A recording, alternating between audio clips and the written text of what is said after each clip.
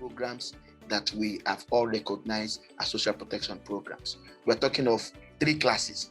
We're talking of social assistance, or what we call social safety nets, which includes the very popular cash transfer plus, the school feeding, targeted food assistance, fee waivers, public works, cash for works. Those are social assistance programs.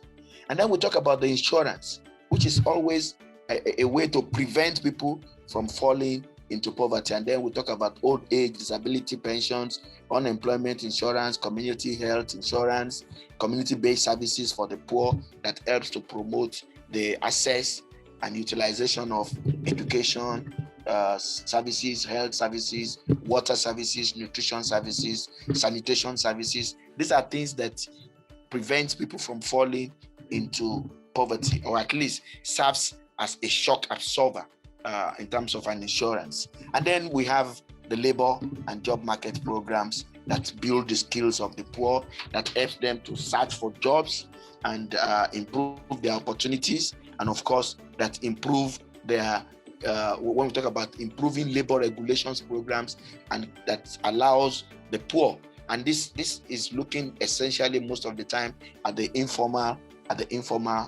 sector. So depending on the nature and the complexity of shocks that a country or a context face, the combinations of this set of programs will decide what constitutes a social protection agenda for a particular country.